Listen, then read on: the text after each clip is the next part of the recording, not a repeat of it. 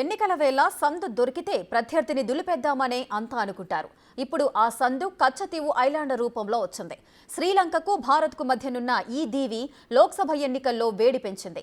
భారత్ భూభాగానికి చెందిన కచ్చతీవును నాటి కాంగ్రెస్ ప్రభుత్వం శ్రీలంకకు దారాదత్తం చేసిందంటూ ప్రధాని మోడీ మండిపడుతుంటే, ఈ దీవి భారత్కు చెందినది కానే కాదంటూ కాంగ్రెస్ కౌంటర్ అటాక్ చేస్తోంది. తమిళనాడు కేంద్రంగా ఇప్పుడు కచ్చతీవు రాజకీయ రచ్చకెక్కింది. ఇంతకీ కచ్చతీవుకు ఎందుకింత ప్రాధాన్యత? ఈ దీవిని శ్రీలంకకు ఎందుకు ఇచ్చేయాల్సి వచ్చింది? Let's focus.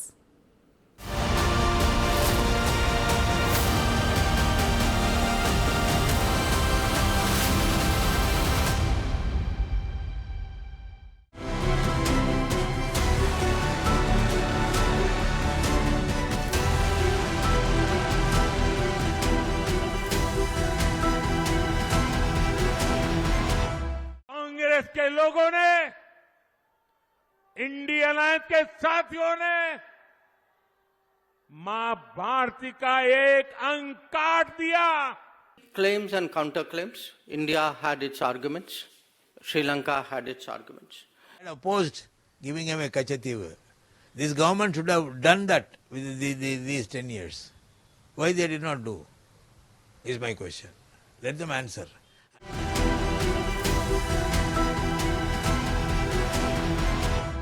లోక్సభ ఎన్నికలు సమీపిస్తున్న తరుణంలో అధికార బీజేపీ ఈ సున్నితమైన అంశాన్ని తెరపైకి తెచ్చింది. దశాబ్దాల క్రితం నాటి వివాదానికి ఎమోషనల్ టచ్ ఇచ్చి అఖండ భారతం అంశాన్ని మరోసారి కొత్తగా ప్రదర్శిస్తోంది.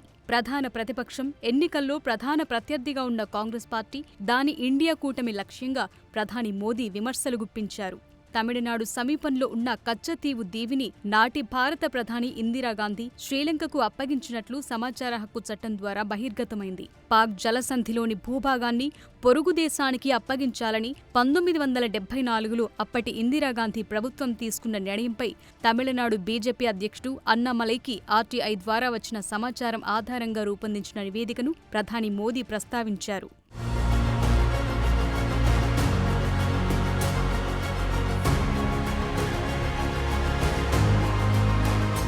కచ్చతీవు అంశంపై ప్రధాని నరేంద్ర మోదీ ఎక్స్లో స్పందించారు. ఆశ్చర్యం వేసింది. కచ్చతీవు దీవిని కాంగ్రెస్ నిర్మోహమాటంగా శ్రీలంకకు అప్పగించిందనే నిజం వెలుగులోకొచ్చిందంటూ పేర్కొన్నారు. కాంగ్రెస్ను విశ్వసించలేమని, ప్రతి భారతీయుడికి ఈ ఘటన ఆగ్రహం తెప్పిస్తుందని అన్నారు. ఈ దారుణం మన మనస్సులను ఎప్పటికీ విడిచి వెళ్లదని, దేశ ఐక్యతను, సమగ్రతను, ప్రయోజనాలను 75 ఏళ్లుగా కాంగ్రెస్ దూరం చేస్తూనే ఉంది అని ప్రధాని విమర్శలు గుప్పించారు.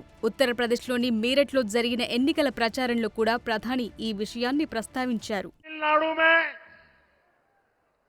भारत के समुद्री तट से कुछ दूर, कुछ किलोमीटर दूरी पर श्रीलंका और तमिलनाडु के बीच में समंदर में एक टापू है, एक द्वीप है, कच्चाथीवू.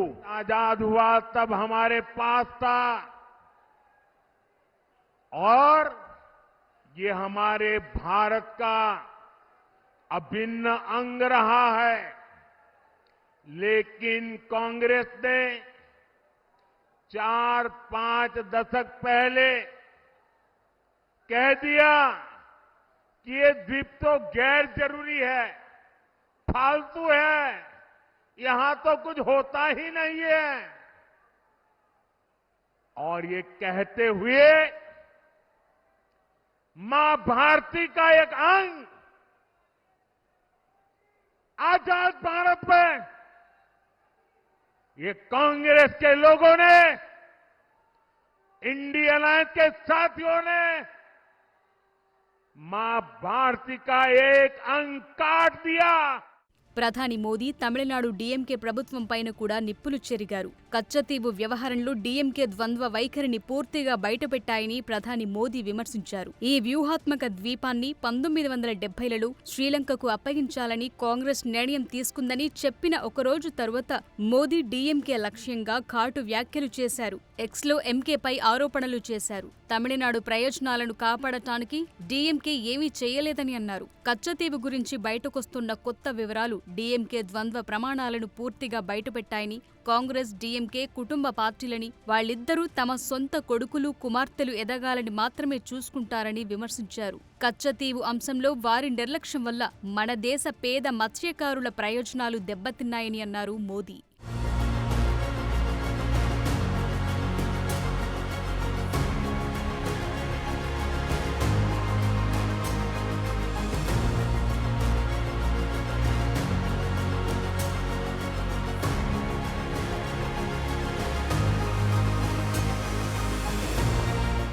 ఇక భారత విదేశాంగ మంత్రి ఎస్ జైశంకర్ కూడా కచ్చతీవు ద్వీపం వివాదంపై డీఎంకే, కాంగ్రెస్లను విమర్శించారు. ఈ రెండు పార్టీలు ఈ విషయంలో తమకేమీ బాధ్యత లేనట్టుగానే వ్యవహరించాయని అన్నారు.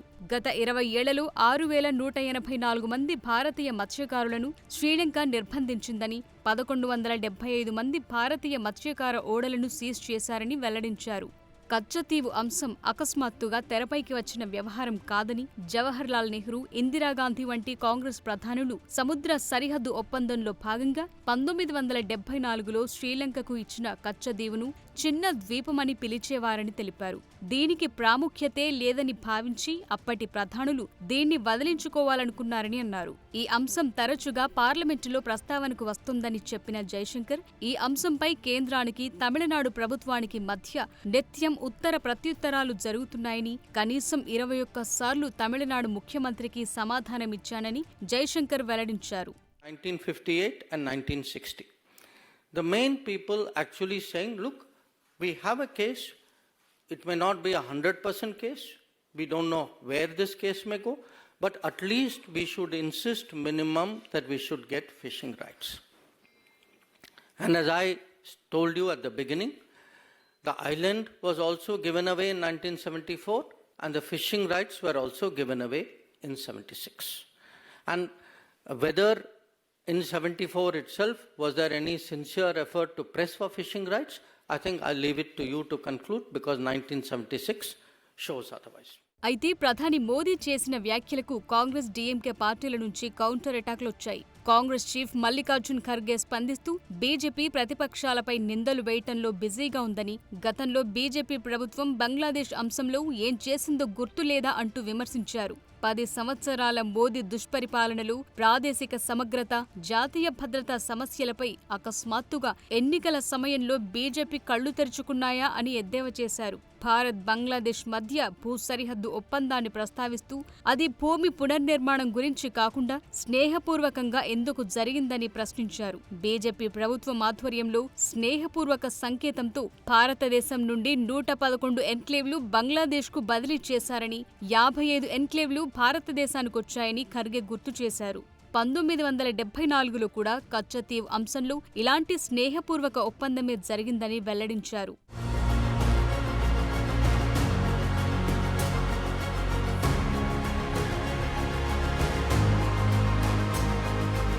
తమిళనాడులో ఎన్నికల ముందు ఈ సున్నితమైన అంశాన్ని లేవనెత్తుతున్నారని బీజేపీని విమర్శించారు. కచ్చతీవ్ అంశంలో బీజేపీ ప్రభుత్వంలో ఉన్న అటార్నీ జనరల్ శ్రీముకుల్ రోహత్గి 2014లో సుప్రీంకోర్టుకు వెల్లడించిన వివరాలను ఖర్గే ప్రస్తావించారు. 1974లో ఒప్పందం ద్వారా కచ్చతీవు శ్రీలంకకు వెళ్లిందని, ఇప్పుడు దాన్ని వెనక్కి తీసుకోవాలంటే శ్రీలంకతో యుద్ధం చేయవలసి ఉంటుందని నాడు సుప్రీంకోర్టుకు అటార్నీ జనరల్ చెప్పారని గుర్తు చేశారు. ఇక ఈ సమస్యను పరిష్కరించి కచ్చతీవును వెనక్కు తీసుకురావటానికి బీజేపీ ప్రభుత్వం ఏమైనా చర్యలు తీసుకుందా అని ప్రశ్నించారు. గాంధీ, నెహ్రూ, పటేల్, ఇందిరాగాంధీ, రాజీవ్ గాంధీ భారతదేశ ఐక్యత, ప్రాదేశిక సమగ్రత కోసం జీవించారని, దీనికి విరుద్ధంగా గాల్వన్ వ్యాలీలో 20 మంది భారత సైనికులు ప్రాణత్యాగం చేస్తే ప్రధాని మోదీ చైనాకు క్లీన్ చిట్ ఇచ్చారని ఖర్గే విమర్శలు గుప్పించారు. మీ విదేశాంగ విధానం వైఫల్యం కారణంగా పాకిస్తాన్, రష్యా నుంచి ఆయుధాలను కొనుగోలు చేయటం చరిత్రలో తొలిసారి జరిగిందని ఖర్గే తీవ్ర వ్యాఖ్యలు చేశారు.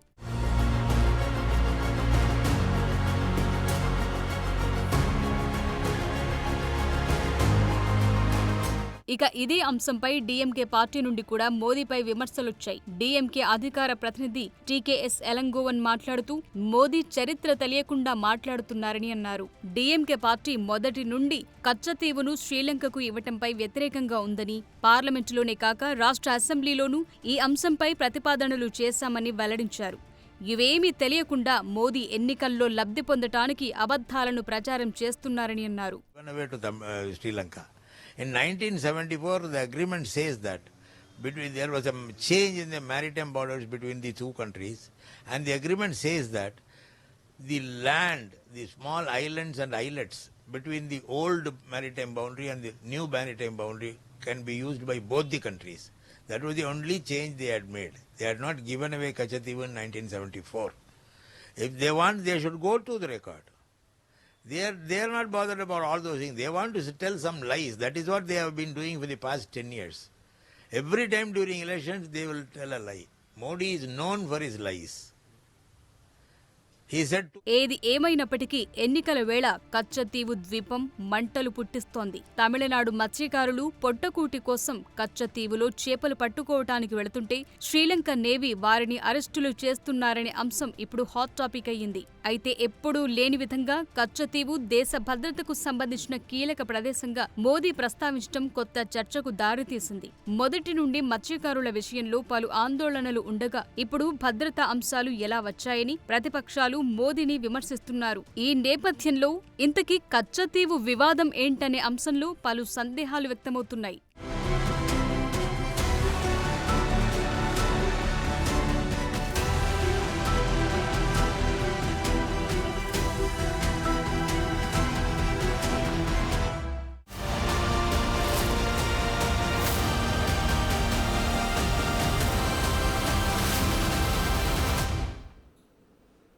ఎన్నికల సమయంలో ఇంత రచ్చకు కారణమైన కచ్చతీవు ద్వీపం ఏ దేశానికి చెందింది? ఇరు దేశాలకు మధ్య ఒప్పందం జరిగినప్పటికీ ఇప్పటికీ ఎందుకింత వివాదంగా ఉంది? అసలు ఒప్పందంలో ఏముంది? తమిళనాడు ప్రభుత్వాల వాదనేంటి?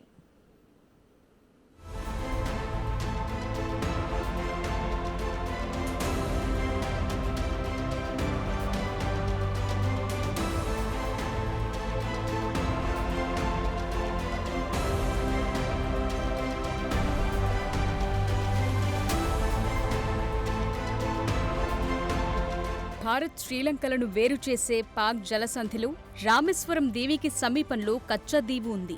భారత తీరానికి 20 కిలోమీటర్ల దూరంలోని 1.9 కిలోమీటర్ల విస్తీర్ణంలో ఉండే ఈ దీవి విషయంలో 1974లో అప్పటి భారత ప్రధాని ఇందిరాగాంధీ, శ్రీలంక ప్రధాని సిరిమావో బండారు నాయకేల మధ్య ఓ ఒప్పందం కుదిరింది. అందులో భాగంగానే శ్రీలంకకు కచ్చతీవును అప్పగించారు. అయితే ఆ దీవిలో ఎవరూ నివాసముండరు, కేవలం మత్స్య సంపద మాత్రమే ఉంటుంది. అలాగే శ్రీలంకకు చెందిన క్రైస్తవ మిషనరీ ఒకరు ఈ దీవిలో ఒక దేవాలయాన్ని నిర్మించారు. ఇదొక్కటే ఇక్కడున్న కట్టడం. ఇక భారత మత్స్యకారులతో పాటు శ్రీలంకకు చెందిన మత్స్యకారులు ఇక్కడే ఎక్కువగా వేట సాగిస్తుంటారు.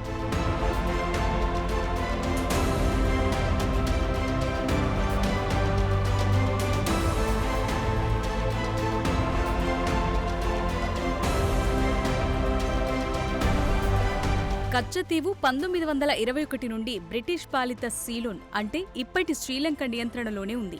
వాస్తవానికి భారత ప్రభుత్వం ఈ ద్వీపాన్ని ఎప్పుడూ నియంత్రించలేదు. కానీ 1974 వరకు భారతదేశం శ్రీలంక మధ్య జరిగిన ఒప్పందంలో కచ్చతీవుపై శ్రీలంక సార్వభౌమాధికారాన్ని భారతదేశం గుర్తించే వరకు ఈ ద్వీపం వివాదాస్పదంగా ఉంది. ఈ ద్వీపం 1974లో అప్పటి భారత ప్రధాని ఇందిరాగాంధీ పాక్ జలసంధిలోని సముద్ర సరిహద్దులను పరిష్కరించే లక్ష్యంతో ఇండో శ్రీలంక సముద్ర ఒప్పందం ప్రకారం కచ్చతీవును శ్రీలంక ప్రాంతంగా అంగీకరించారు. అయితే రెండు దేశాలకు చెందిన మత్స్యకారులు ఇక్కడ చేపల వేట కొనసాగించొచ్చని తీర్మానించుకున్నారు. కానీ 1976లో సంతకం చేసిన మరో ఒప్పందం ప్రకారం రెండు దేశాల మత్స్యకారులు మరో దేశ హద్దులో చేపల వేట చేయకూడదని నిర్ణయించుకున్నారు. అయితే రాను రాను ఇక్కడ చేపల వేటకు వెళ్లిన తమిళనాడు మత్స్యకారులను, వారి బోట్లను శ్రీలంక అధికారులు నిర్బంధించడం వివాదాలకు కారణమైంది.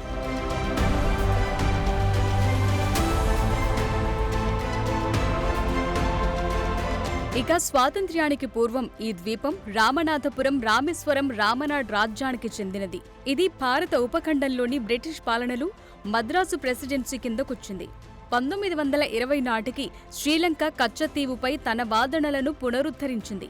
1921లో ఈ ద్వీపం శ్రీలంక భూభాగంలోకి వెళ్ళింది. ఈ ద్వీపం పురాతన పేరు కచ్చి. క్రీస్తు శకం 1187, 1196 నాటి శ్రీలంక రాజు డెస్సంకమల్ల రాజుకు చెందిన రామేశ్వరం శాసనంలో పలు ద్వీపాలతో పాటు కచ్చి ద్వీపం ప్రస్తావన కూడా ఉంది. డెస్సంకమల్ల తన రాజ్యంలో దండయాత్రల సమయంలో ఈ ద్వీపాలను సందర్శించినట్టు శాసనం పేర్కొంది. అయితే ఈ కచ్చతీవు ద్వీపం పోర్చుగీస్, డచ్, బ్రిటిష్ యుగం నుండి శ్రీలంక అధికార పరిధిలో ఉందని చారిత్రక ఆధారాలు సూచిస్తున్నాయి. బ్రిటిష్ వారు 1920 నుండి అప్పుడప్పుడు ఈ ద్వీపాన్ని నావికా గన్నేరీ ప్రాక్టీస్ పరిధిగా ఉపయోగించారు. ఇక మధ్యయుగ కాలంలో ఈ ద్వీపం పాంబన్ ద్వీపంతో పాటు జాఫ్నా రాజ్యం ఆధీనంలో ఉండేదని చరిత్ర చెబుతోంది. 1700వ శతాబ్దం నుండి ఈ ద్వీపం భారతదేశంలోని మధురై జిల్లాలో ఉన్న రామనాడ్ రాజ్యంలో భాగంగా మారిందని, తరువాత భారత ఉపఖండంలో బ్రిటిష్ పాలన వల్ల ఈ ద్వీపం మద్రాస్ ప్రెసిడెన్సీలో భాగమైనట్లు తెలుస్తోంది.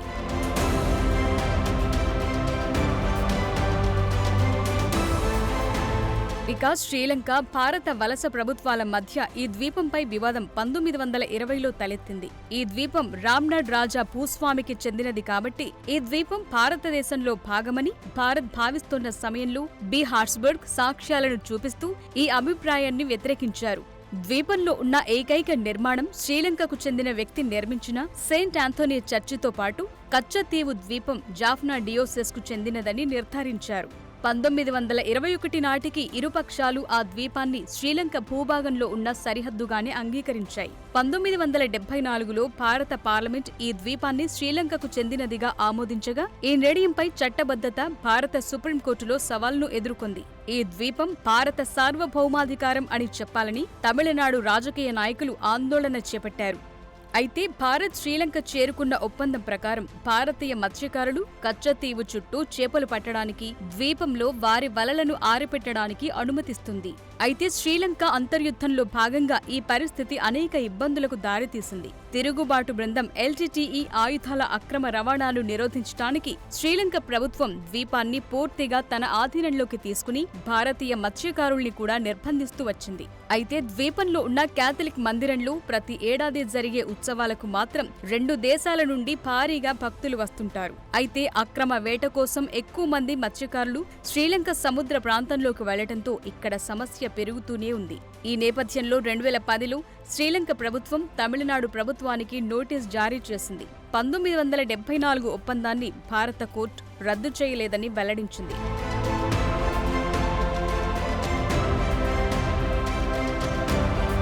ఇటీవలి కాలంలో శ్రీలంక సైన్యం భారత జాలర్లపై దాడులు చేయటం, వారిని నిర్బంధించడం వంటివి చేస్తోంది. ఒప్పందం ప్రకారం భారత మత్స్యకారులకు ప్రవేశం ఉన్నప్పటికీ శ్రీలంక అనుమతిని నిరాకరిస్తోంది. అయితే న్యాయపరంగా చూస్తే దేవిని అప్పగించటం చెల్లదంటూ తమిళనాడు పక్షాలు కూడా ఎదురు తిరుగుతున్నాయి. రాజ్యాంగ ప్రకారం భారత భూభాగాన్ని ఇతర దేశాలకు అప్పగించాలంటే రాజ్యాంగ సవరణ తప్పనిసరి. రాజ్యాంగ సవరణ చేయకుండా మద్రాసు ప్రెసిడెన్సీలో భాగమైన కచ్చతీవును శ్రీలంకకు ఇలా ఇచ్చేస్తారనే వాదనలు పెరుగుతున్నాయి. ఈ ద్వీపాన్ని శ్రీలంకకు అప్పచెప్పటంపై పార్లమెంటులో నాటి డీఎంకే ఎంపీలు తీవ్రంగా వ్యతిరేకించారు.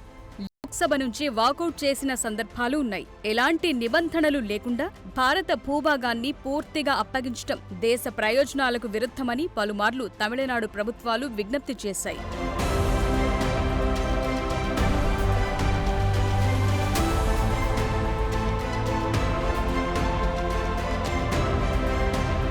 ఈ సందర్భంగా తమిళనాడు బీజేపీ అధ్యక్షుడు అన్నామలై ఆర్టీఐ ద్వారా కచ్చతీవులపై అడిగిన ప్రశ్నకు విదేశాంగ శాఖ సమాధానమిస్తూ స్వాతంత్ర్యం వచ్చిన వెంటనే శ్రీలంక తమ అనుమతి లేకుండా భారత నావికాదళం కచ్చతీవులో విన్యాసాలు నిర్వహించకూడదని ప్రకటించిందని, అక్టోబర్ 1955లో సిలోన్ ఎయిర్ ఫోర్స్ అక్కడ విన్యాసాలు నిర్వహించిందని, మే 10, 1961లో నాటి భారత ప్రధాని జవహర్లాల్ నెహ్రూ ఈ సమస్యను అసంబద్ధం అని కొట్టిపారేశారని పేర్కొంది. ఈ చిన్న ద్వీపానికి ఎటువంటి ప్రాముఖ్యతను ఇవ్వను అని, ఈ అంశం పార్లమెంటులో మళ్లీ లేవనెత్తడం నాకు ఇష్టం లేదు అని నెహ్రూ పేర్కొన్నట్లు అప్పటి కామన్వెల్త్ సెక్రటరీ వైడి గుండేవియా రూపొందించిన నోట్ను ఇక్కడ ప్రస్తావించారు. దీంతో ఎన్నికల వేళ మళ్లీ కచ్చతీవు వివాదం రాజుకుంది.